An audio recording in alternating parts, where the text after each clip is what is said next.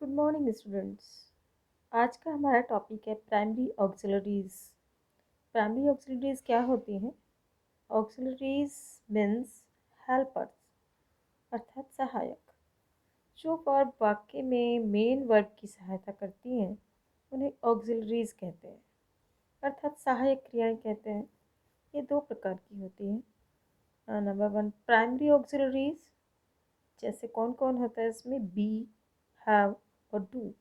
B, have, do सीधे सीधे कार्य नहीं करते हैं। बी के रूप होते हैं, हैव के भी रूप होते हैं और डू के भी रूप होते हैं। आगे हम बताएंगे कौन कौन से क्या होता है। दूसरे नंबर पे होता है मॉडल ऑक्सिलरीज वर्ब। ये दोनों आपको पढ़नी होती हैं, आपके सिलेबस में है। तो आइए डिस्कस करते हैं प्राइमरी ऑक्सिलरीज पर ये कौन कौन सी होती हैं। जैसा कि अभी हमने ऊपर बताया, बी होती है प्राइमरी ऑक्सिलरीज वर्ब। तो बी के रूप कौन कौन से होते हैं? यानी इज, एम, आर, वाज, वर, जिनका प्रयोग आप टेंसेस में करते हैं। कौन से टेंस में करते हैं? कॉन्टिन्यूस टेंस में। चाहे प्रेजेंट हो, प्रेजेंट कॉन्टिन्यूस में इज, एम, आर का प्रयोग करते हैं। और चाहे पास्ट हो, पास्ट में वाज, वर का करते हैं। उसी तरह हैव के भी अपने तीन रूप होते हैं, हैज़, हैव, हैड। और इसी तरह डू के भी होते हैं, डू, डज, डिड। यानी इन रूपों में ये सब हम सेंटेंसेस में लगाते हैं। जब आप टेंस पढ़ते हैं तो इनके रूप आप पढ़ चुके हैं या पढ़े नहीं हैं तो पढ़ लेंगे टेंसेस में। तो ये सब सहायक क्रियाएं होती हैं, अर्थात इन्हें हम प्राइमरी ऑक्सिलरीज वर्ब्स कहते हैं। तो अभी हमने जैसे इजामार की बात की तो उसका एक एग्जाम्पल ले लेते हैं। जैसे he is reading, Sita was dancing. एक पहला वाक्य जो है ही इज़ रीडिंग, ये है प्रेजेंट कॉन्टिन्यूस का। दूसरा वाक्य है पास्ट कॉन्टिन्यूस का, सीता वाज डांसिंग। तो इसमें इज़ हेल्पिंग वर्ब के रूप में आई है, अर्थात प्राइमरी ऑक्सिलरी है। यहाँ पर वाज हेल्पिंग वर्ब के रूप में आई है, तो इसको यहाँ भी प्राइमरी ऑक्सिलरी वर्ब का प्रयोग किया गया है। अब नेक्स्ट बी के कौन कौन से रूप होते हैं? जैसे हमने अभी आपको बताया, वही लिखा था अभी। एग्जाम्पल देखिए, इज, एम, आर, वाज, वो एक कॉन्टिन्यूस टेंस में होते हैं जो मैं बता चुकी हूँ।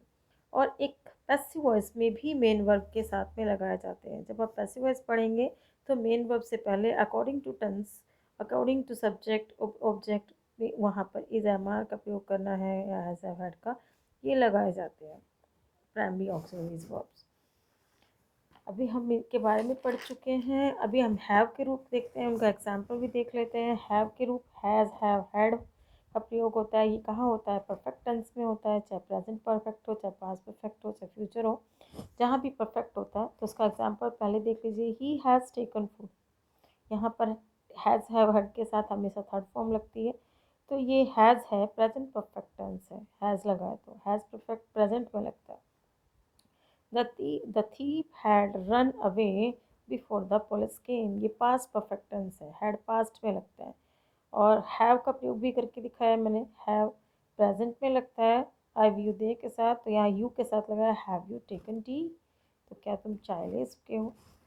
इसी तरह हमने डू, डज, डिड के प्रयोग बताए हैं। डज और डिड का प्रयोग, डज, डिड तथा डू का प्रयोग प्रेजेंट इंडेफिनिट टेंस में नेगेटिव और इंट्रोगेटिव बनाने के लिए किया जाता है। डिड का प्रयोग पास्ट इंडेफिनिट में किया जाता है। जैसे एग्जाम्पल के रूप में अगर आपको नेगेटिव सेंटेंस लिखना है तो आई के साथ डू लगाता है, I do not write a letter. You के साथ भी डू लगता है, you, I, we, you, they के साथ डू लगता है, तो do you go to school. अगर आपका सब्जेक्ट यहाँ चेंज होता है, ही, सी, इट वगैरह होता है, उसके साथ डज लगता है। जैसे इसको बनाना है यू के बजाय आपको ही का प्रयोग करना है, तो does he go to school.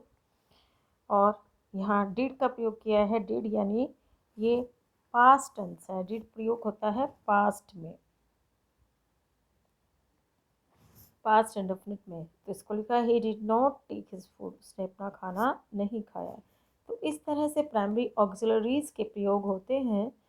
और मैं उम्मीद करती हूँ आपको समझ में आ गया होगा। इनको आप पहले से यूज़ करते आ रहे हैं, तो आप बस ध्यान रखिएगा कि इसका नाम प्राइमरी ऑक्सिलरीज वर्ब भी होता है। और इनका प्रयोग मोस्टली आप सेंटेंसेस में, राइटिंग में, पैराग्राफ लिखने में, हर जगह करते हैं। आई होप सो कि आपको समझ आ गया होगा।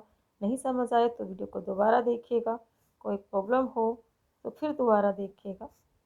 Good bye, bye bye.